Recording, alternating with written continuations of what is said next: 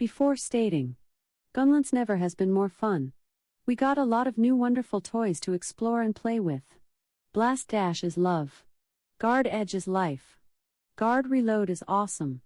But these new tools had a price. Let me expose the two biggest lies in the game. This is base Monster Hunter World.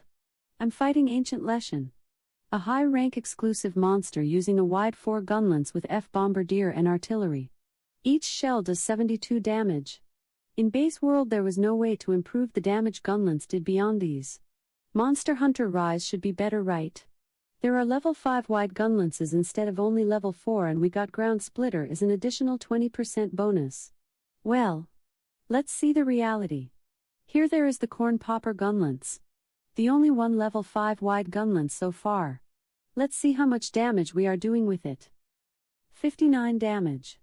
Okay, you may be thinking, you sure haven't E for Bombardier or there is less artillery? Nope. Here it is Dango Bombardier 10% extra damage included and I have artillery 3.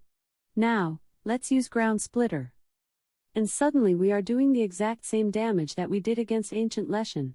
This is the explanation. Gunlance's base world has a passive free 20% bonus to shelling without having to do anything at all, and here level 5 is really level 4 with another name. Iceborne's master rank did a similar trick than with Rise, removing that bonus but instead introduced Wormstake Blast. Wormstake Blast was a huge damage bonus to shelling.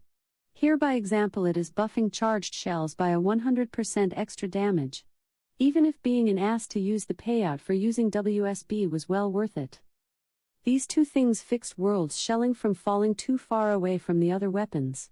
And now, our replacement for a base game is a buff that takes effort to use, consumes a precious wirebug resource for 30 seconds and only gives you back the damage you got before. This is not buff. And there is more.